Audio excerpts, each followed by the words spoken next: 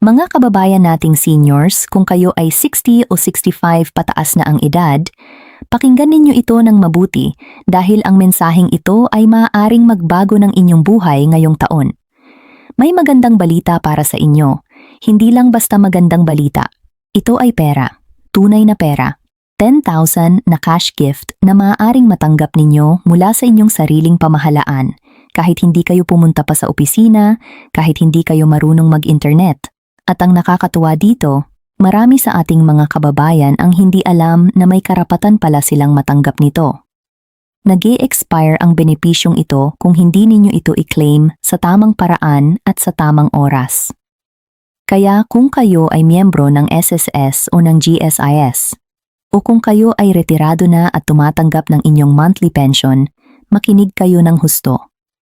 Sasabihin ko sa inyo kung sino talaga ang karapat-dapat, kung magkano ang eksaktong matatanggap, kailan ito ilalabas, at kung paano ninyo ito makukuha ng walang abala.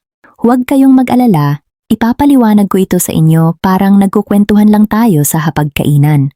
Magsimula na tayo. Bago pa man tayo lumayo, kailangan nating linawin kung ano ang tinutukoy nating 10,000 cash gift. Hindi ito libreng pera mula sa ere. Ito ay isang espesyal na benepisyo na ibinibigay taon-taon sa mga kwalipikadong miyembro ng SSS at GSIS bilang pasasalamat sa kanilang matagal na kontribusyon at bilang tulong sa kanilang pangangailangan tuwing panahon ng kapistahan, lalo na sa panahon ng Pasko at Bagong Taon. Para sa mga miyembro ng GSIS, ang benepisyong ito ay kilala bilang ang cash gift na ibinibigay sa ilalim ng Republic Act 8291 na nagsasabing ang bawat aktibong miyembro at pensyonado ng GSIS ay may karapatang makatanggap ng 10,000 na cash gift bawat taon. At para sa mga miyembro ng SSS, may katumbas din itong benepisyo sa anyo ng ika-13 buwanang pensyon at espesyal na cash assistance na inilalabas ng pamahalaan sa pamamagitan ng mga espesyal na batas o resolusyon. Ang magandang balita, hindi kayo kailangang gumawa ng kahit anong espesyal na hakbang kung aktibo kayo sa inyong account. Ito ay automatikong ilalabas. Pero, at ito ang mahalagang pero, kailangan ninyong matugunan ang mga partikular na kondisyon. Kung hindi kayo kwalipikado o kung may kulang sa inyong record, maaari kayong mapalampas nito nang hindi man lang kayo nakakaalam. Ngayon, pag-usapan natin ang pinakamahalaga, sino talaga ang makakakuha ng 10,000 na ito? Makinig kayo ng mabuti dahil maraming tao ang nag-aakala na karapat-dapat sila pero hindi pala, at mayroon ding mga hindi nakakaalam na sila pala ay kasali. Una, para sa mga miyembro ng GSIS, karapat-dapat kayo kung kayo ay isang aktibong miyembro ng GSIS na nagtatrabaho sa gobyerno o kung kayo ay isang opisyal na pensyonado ng GSIS na tumatanggap na ng inyong monthly pension. Kasama rin ang mga survivorship pensioners. Iyon ay ang mga asawa o anak na umaangkop sa pensyon ng isang yumaong miyembro ng GSIS. Kaya kung ang inyong asawa ay namatay, at kayo ay tumatanggap ng kanyang survivorship pension, karapat-dapat din kayo sa 10,000 na ito. Pangalawa, para sa mga miyembro ng SSS, kwalipikado kayo kung kayo ay isang retiradong miyembro na tumatanggap ng monthly SSS retirement pension o kung kayo ay isang permanenteng disability pensioner ng SSS. Maging maingat lang tungkol sa isang bagay, kailangan na aktibo ang inyong SSS account at hindi dapat may atraso ang inyong record. Halimbawa, kung mayroon kayong mga kontribusyong hindi na ibayad ng inyong dating employer, maaari itong makapigil sa inyong benepisyo, kaya importanteng suriin ang inyong account ng maaga. Para naman sa mga senior citizens na hindi miyembro ng SSS or GSIS, mayroon ding magandang balita para sa inyo. Sa ilalim ng Republic Act 9994 o ang Expanded Senior Citizens Act, ang mga senior citizen na 60 taong gulang pataas ay may karapatan sa iba pang anyo ng tulong mula sa gobyerno, kabilang ang mga cash transfer programs sa ilalim ng Pantawid Pamilyang Pilipino Program o 4PS at ang 1,000 monthly stipend mula sa OSCA o Office for Senior Citizens Affairs ng inyong lungsod o munisipalidad. Ibig sabihin, kahit hindi kayo miyembro ng SSS or GSIS, hindi kayo walang matatanggap. Basta huwag kayong mahinto sa paghahanap ng tulong. Ngayon, pag-usapan natin ang pera. Ang eksaktong halaga. Dahil dito kayo talaga naghihintay, hindi ba? Para sa mga GSIS pensioners at aktibong miyembro, ang kumpirmadong halaga ay 10,000. Ito ay hiwalay at bukod pa sa inyong regular na buwanang pensyon. Kaya kung ang inyong GSIS pension ay 8,000 bawat buwan at dumating ang Nobyembre, maaari kayong makatanggap ng 18,000 sa isang buwan lamang, ang inyong regular pension kasama ang 10,000 cash gift. Hindi ito maliit na bagay, lalo na para sa ating mga senior na nagtitipid sa bawat sentimo. Para sa mga SSS retirees naman, ang ikatlong buwanang pensyon ay karaniwang katumbas ng inyong regular monthly pension. Kaya kung ang inyong SSS pension ay 5,500 bawat buwan, ang inyong ika-13 buwanang pensyon ay 5,500 din. Pero bukod dito, naglalabas din ang SSS ng espesyal na cash assistance na maaaring 10,000 batay sa mga resolusyon ng Social Security Commission na inilalabas taon-taon o kapag may espesyal na okasyon tulad ng malalaking kalamidad o pangkalahatang kaguluhan sa ekonomiya. Kailan ito ilalabas? Para sa GSIS, karaniwang inilalabas ang cash gift sa pagitan ng Oktubre at Disyembre bago magpasko. Para sa SSS, ang ika-13 buwanang pensyon ay karaniwang inilalabas sa Nobyembre o Disyembre. Ang eksaktong petsa ay depende sa inyong birthday o sa inyong assigned payment schedule. Kaya importanteng malaman ninyo ang inyong payment schedule nang hindi kayo maabala. Ito na ang bahagi na talagang magagamit ninyo. Paano ninyo makukuha ang perang ito nang walang abala at nang walang pagkawala?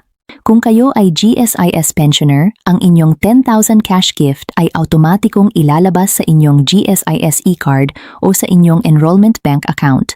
Maaaring BDO, Land Bank, or DBP, depende sa kung saan kayo naka-enroll. Kailangan ninyong tiyaking bago dumating ang Oktubre ay updated na ang inyong banking information sa GSIS. Kung nagbago ang inyong bank account o kung nawala ang inyong e-card, pumunta agad sa pinakamalapit na GSIS branch o service center at i-update ang inyong impormasyon. Huwag hintayin pang lumabas ang pera bago mag-update. Masyado nang late iyon. Kung kayo naman ay SSS pensioner, ang inyong pension kasama ang ika-13 buwanang benepisyo ay ilalabas sa inyong SSS UMID card na may Union Bank e-wallet function o sa inyong enrolled bank account sa pamamagitan ng SSS Pension Loan o Pension Disbursement System. Kung wala pa kayong UMID card, hinihikayat ko kayong kumuha na. Ang UMID card ay nagpapadali ng lahat, mula sa pag-claim ng benepisyo hanggang sa pag-check ng inyong contribution records. Isang mahalagang paalala, kung kayo ay overseas Filipino worker dati at nag-contribute sa SSS, maaari kayong mag-claim kahit nakatira kayo sa probinsya o kahit saan. Ang SSS ay may online portal na nagpapadali ng pag-check ng inyong records at pag-update ng inyong impormasyon kahit hindi kayo pumunta pa sa opisina. Ngayon, may sasabihin akong bagay na hindi masyadong masaya marinig, pero kailangan ninyong malaman ito para hindi kayo magulat. Mayroon ding mga sitwasyon kung saan maaaring mabawasan o maantala ang inyong cash gift o pension. Una, kung meron kayong utang sa GSIS or SSS, halimbawa kung kumukuha kayo ng pension loan o kung meron kayong housing loan o calamity loan, maaaring bawasan ang inyong release ng cash gift para sa amortisasyon ng inyong utang. Hindi ito kaagad na pautang, ito ay isang deduksyon na nailagay na sa inyong kontrata nang kumuha kayo ng loan. Kaya kung gusto ninyong matanggap ang buong 10,000, siguraduhin hindi kayo may overdue na loan payments. Pangalawa, may tinatawag na clawback sa mga benepisyo. Ibig sabihin, kung natuklasan ng SSS o GSIS na may error sa inyong records, tulad ng maling edad, maling civil status o duplicate na account, maaari nilang i-withhold ang inyong benepisyo habang inaayos ang error. Ang pinakamagandang paraan para maiwasan ito ay ang regular na pag-check ng inyong account records kahit minsan sa isang taon. Pangatlo, may mga senior na natanggap ng mas mababa kaysa inaasahan dahil nag-transfer sila ng bank account nang hindi nag-update sa SSS or GSIS. Kapag nangyari ito, ang pera ay napadala sa lumang account at hindi na ito madaling i-recover. Kaya ulitin ko, i-update ninyo ang inyong banking information ng maaga. Ito ang bahagi na nagugulat ang maraming tao. May mga benepisyo kayo na hindi ninyo alam na mayroon kayo at ang ilan sa mga ito ay may deadline na maklaim. Para sa mga GSIS members at pensioners, bukod sa 10,000 cash gift, mayroon ding tinatawag na policyholder benefit. Ito ay isang life insurance component na kasama sa inyong GSIS membership. Kung namatay ang isang miyembro, ang kanyang pamilya ay may karapatang mag-claim ng insurance proceeds na maaaring umabot sa daan-daang libo o higit pa depende sa kanilang tier. Ang maraming pamilya ay hindi alam ito at kaya nawawala ang perang iyon. Para naman sa mga SSS members, mayroon ding death benefit, funeral benefit na 20,000 at ang dependents pension para sa mga underage na anak ng isang pumanaw na miyembro. Lahat ng ito ay may proseso ng pag-claim at may mga kinakailangang dokumento. Kung may kakilala kayong balo o anak ng isang yumaong miyembro ng SSS, sabihin ninyo sa kanila na may karapatan silang mag-claim ng mga benepisyong ito. Mayroon ding medical equivalent dito sa Pilipinas para sa mga senior, ang PhilHealth Senior Citizen Package. Kung kayo ay 6 na taong gulang pataas at registered sa PhilHealth, covered kayo sa maraming ospital at medikal na pangangailangan ng libre o may maliit na bayad. Siguraduhing updated ang inyong PhilHealth contributions o na-register kayo bilang lifetime member na.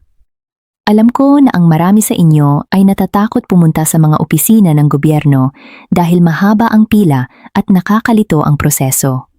Kaya nandito ako para tulungan kayong maghanda.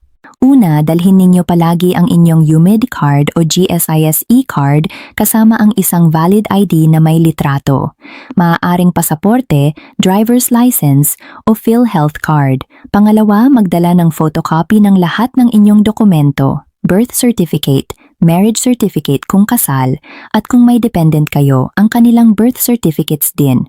Huwag aasahan na may photocopier sa opisina na libre. Madalas ay hindi. Pangatlo, pumunta ng maaga. Mas mabuti ang pumunta ng alas 7 ng umaga para mauna sa pila. Ang mga opisina ng SSS at GSIS ay bukas mula alas 8 ng umaga hanggang alas 5 ng hapon. Lunes hanggang Biyernes, ngunit ang mga linya ay napakahaba sa tanghali. At huwag pumunta sa simula o katapusan ng buwan, ang mga oras na iyon ay pinakaabala. Pang-apat, gamitin ang MySSSO online portal o ang iGovSP ng GSIS para sa mga simpleng transaksyon tulad ng pag-check ng contribution records, pag-update ng contact information, at pag-download ng contribution history. Kung hindi kayo marunong mag-internet, humingi ng tulong sa inyong anak o apo, maikling panahon lang ang kailangan para ituro ito sa inyo. Isang tanong na madalas itanong ng ating mga kababayan, may buwis ba ang 10,000 cash gift? Ang magandang sagot ay, para sa karamihan sa atin, walang buwis.